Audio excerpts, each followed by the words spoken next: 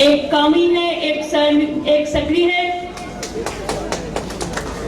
और एक हमारा दमाई है, सर्वे दमाई है।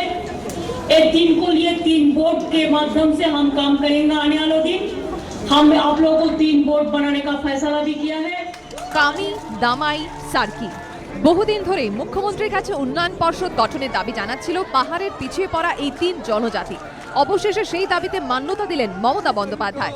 বুধবার দার্জিলিং এর ম্যালে নেপালি কবি ভানুভক্ত আচার্যর 202তম জন্মবার্ষিকী অনুষ্ঠানে বিমল গুরুংকে পাশে বসিয়ে আরও 3টি উন্নয়ন পর্ষদ গঠনের কথা ঘোষণা করলেন মুখ্যমন্ত্রী।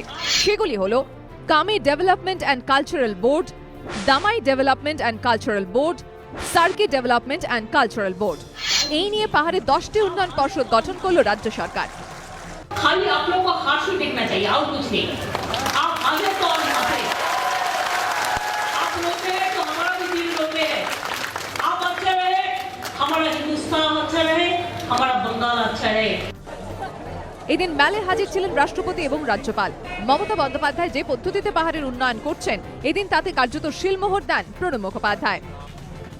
অনুষ্ঠানের আগে বিমল গুরুংয়ের নেতৃত্বে মুখ্যমন্ত্রীর সঙ্গে দেখা করেন গোর্খা জনমুক্তি মোর্চার 10 প্রতিনিধি।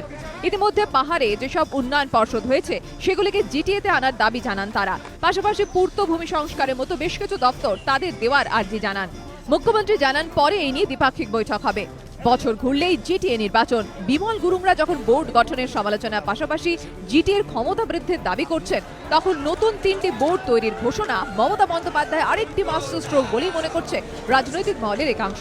পাহাড়ের 7 লক্ষ মানুষের মধ্যে 4 লক্ষই 10টি বোর্ডের অধীনে। গত বিধানসভা ভোটে পাহাড়ে তৃণমূলের ভোট বেড়েছে। রাজনৈতিক পর্যবেক্ষকদের একাংশের মতে জিটিএ এবং পাহাড়ের পুরো নির্বাচনের আগে একের পর এক বোর্ড গঠন মমতার ভোট ব্যাংকেই আরো বেশি সমৃদ্ধ করবে, যা রাজনৈতিকভাবে কঠিন চ্যালেঞ্জের মুখে ফেলবে গুরুংদের। আশফল হোসেনের রিপোর্ট, এবিপি আনন্দ, দার্জিলিং।